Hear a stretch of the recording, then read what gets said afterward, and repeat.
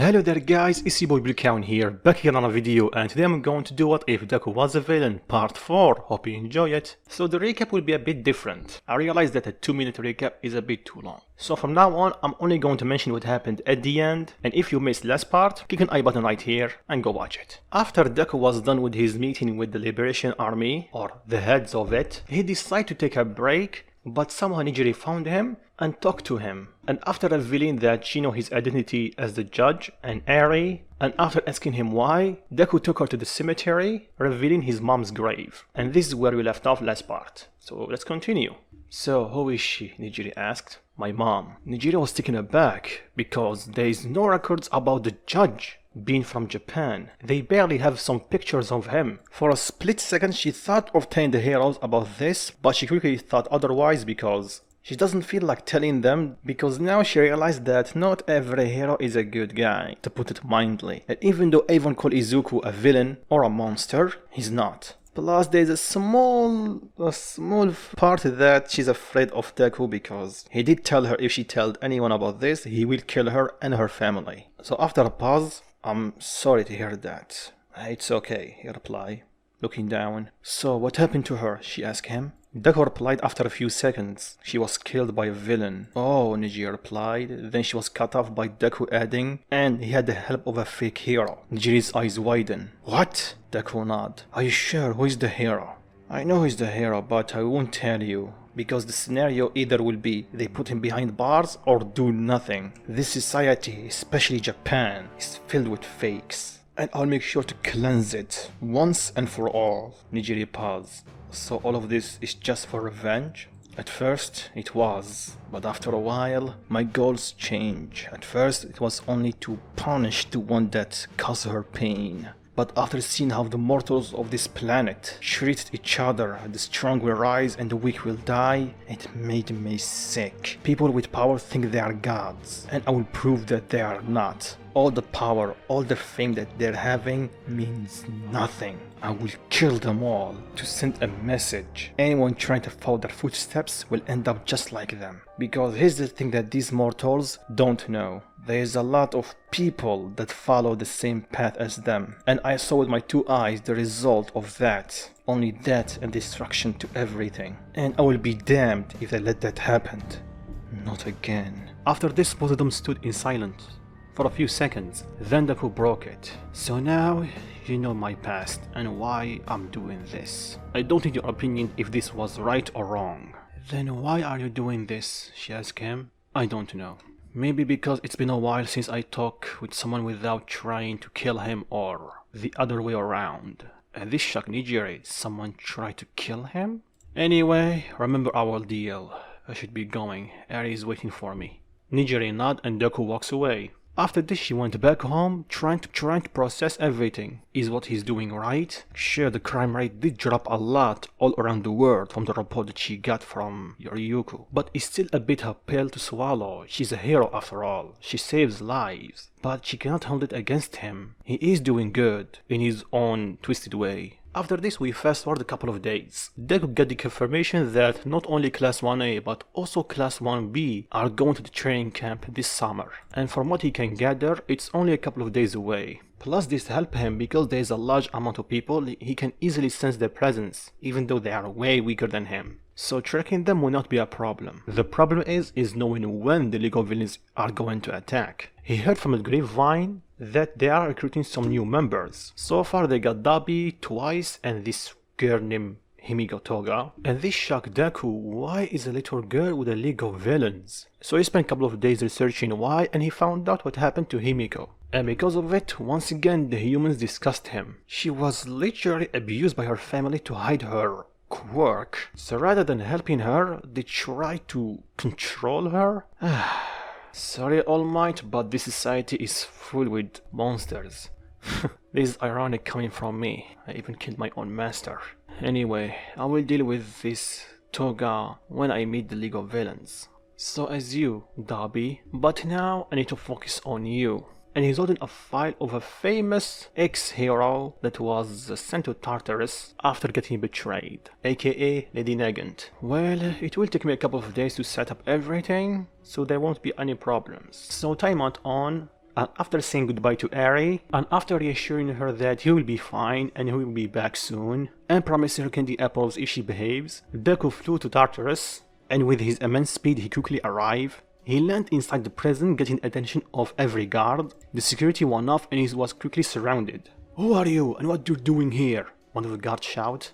"I'm just here to talk with the warden, and for who I am, take a guess. I'm pretty sure you know me from my work the previous couple of months." He replied with a smirk under his mask.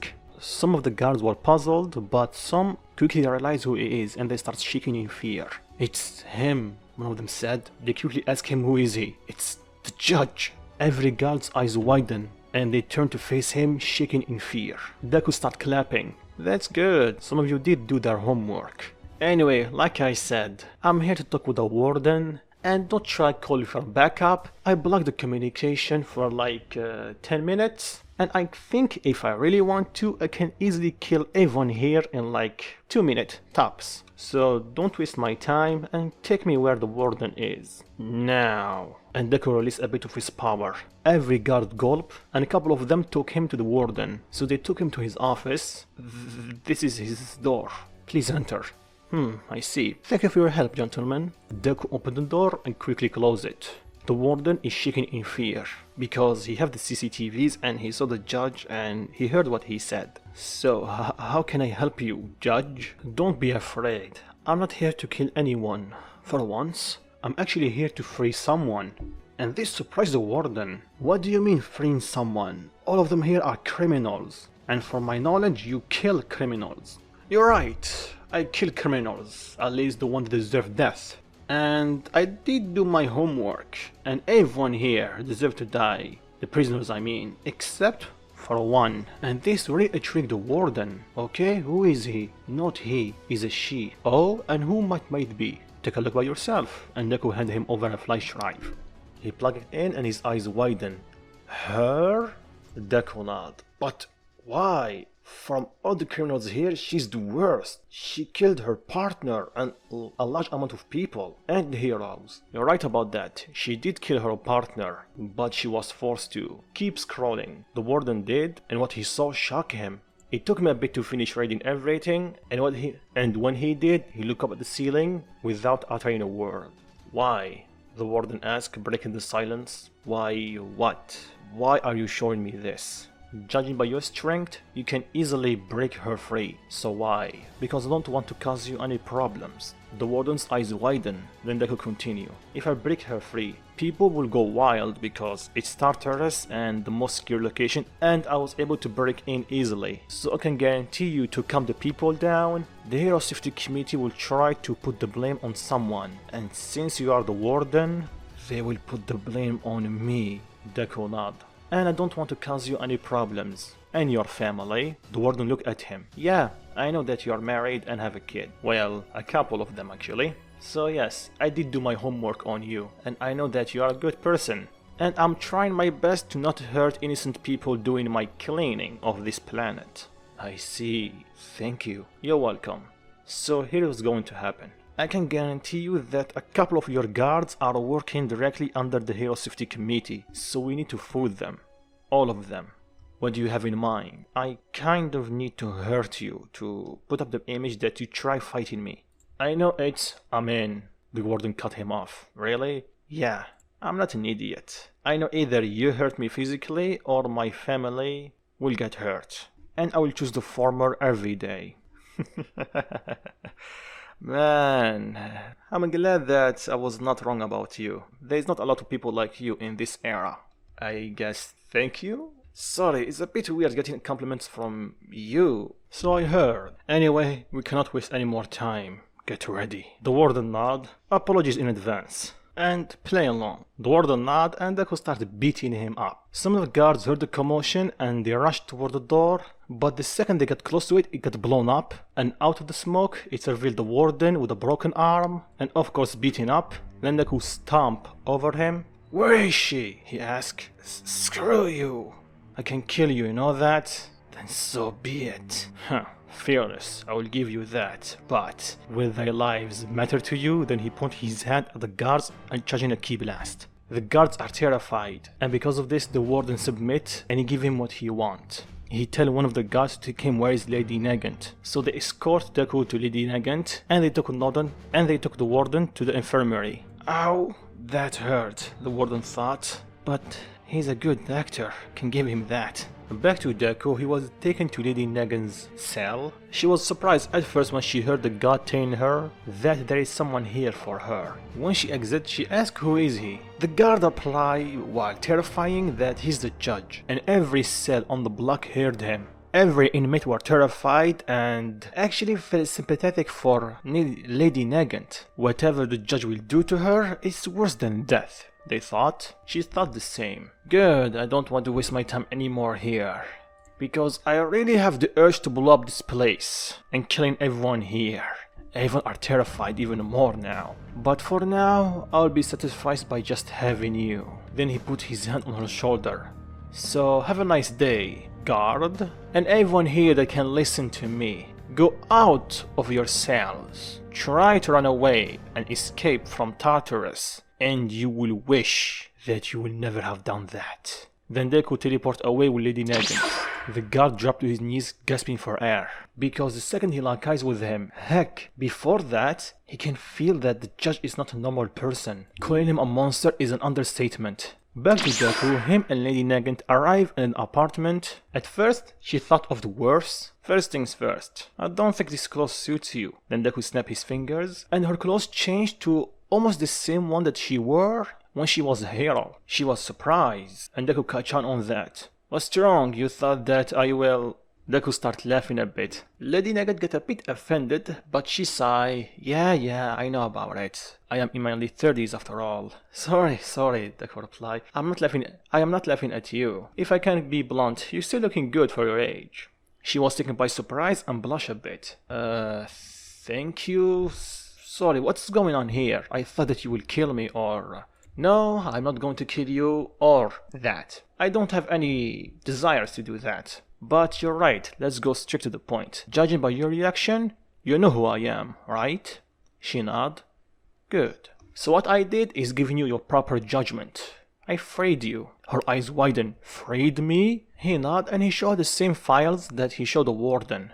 Wait, with this, you can prove your innocence and show what the Hero Safety Committee did to you and the others. Then why haven't you? Because it's not the time yet. You know that I will give people the proper judgment, and I know that you did kill your partner. You were forced to and lied to, and yes, you deserve to be locked up because of it. And I think you serve enough time. So here what's going to happen. I need you to stay in this house for like 5 days most. It will take some time to everything to fall in place. So you have two options. Stay here for the rest of the stay here for like almost a week, then be free, or then he open up a file and he put it on the table. Open this file and do one more job for me. So if I don't, you will kill me.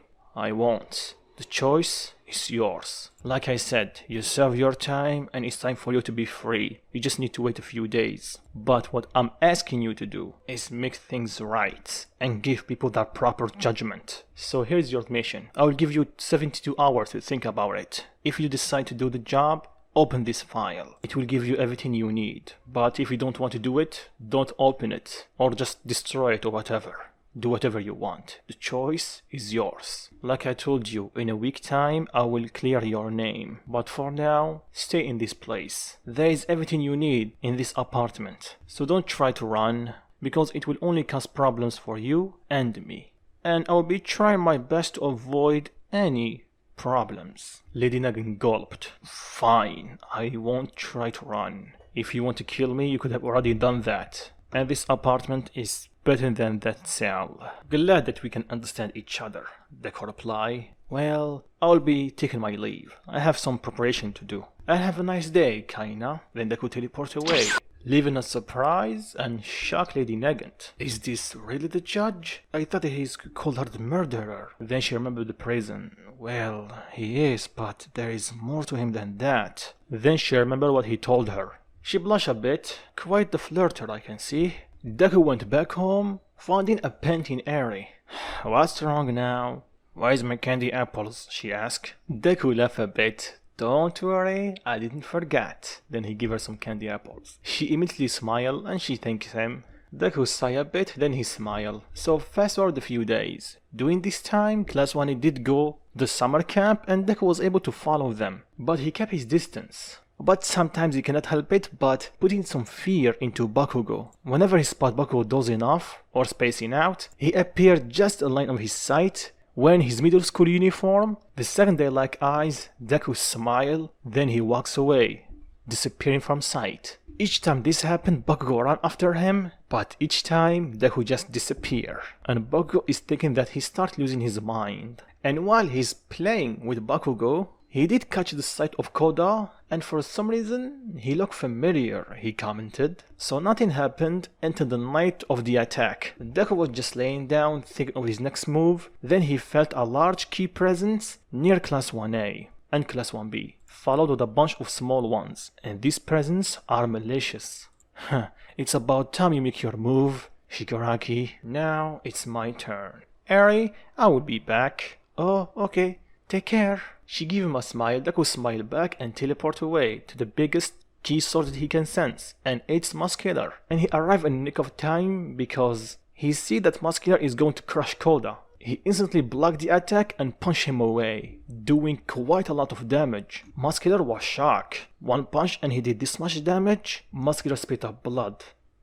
Who are you? Muscular. I'm surprised that you survived one of my punches. You're indeed strong, but not enough to beat me. Muscular gets up. Look, I don't care who you are, but you seem strong. So let me guess, you're a hero? Hero? No, I am not one, Deku replied. Really? But I don't care. What I care about is seeing your blood. The same way I will do to that kid. Deku looked behind him and asked Koda, is he okay? He nodded, but this monster, he killed them. He killed them. Killed who?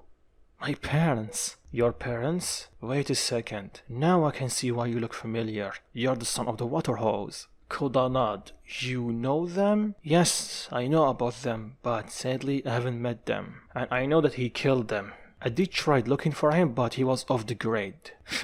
What are the chances that you will be here, Muscular? Now I can finish you off. Finish me off? Keep dreaming! The Muscular charged at him, throwing a punch. Deku did not dodge or block. He took it head on, and he didn't flinch. Is that all you got? Deku replied. Muscular was shocked. He took a step back, power up to his max, and threw the biggest punch that he can mustered. Deku just blocked it using one finger. Then using the same finger, he flicked Muscular to the mountain, doing severe damage. Both Koda and Muscular are shocked, but Muscular is mostly terrified. Who are you? How can you be this strong? Me? I'm the judge. Muscular's eyes widen. It can't be. What are you doing here? You know what I am here. And Deku kicked a key sword to give you and your comrades your proper judgment. Because tonight, I'm your judge, jury, and executioner. Then he looked at Koda. You better look away, kid. Wait, stop! Muscular said right before Deku cut me in half. I usually go for the heart, but for you, I'm extra pissed.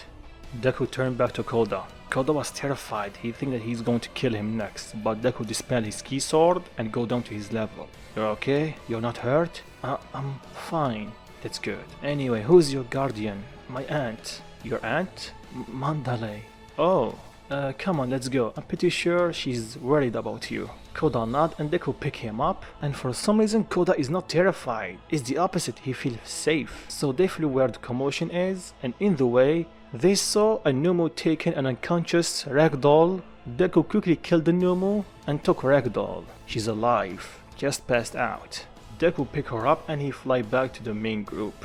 Upon arriving, everyone stopped at the sudden appearance of a new ally or threat, because no one knew who he is, except one, Aizawa. Because in this continuity he did not meet Deku in the forest, he arrived early. Aizawa starts shaking a bit.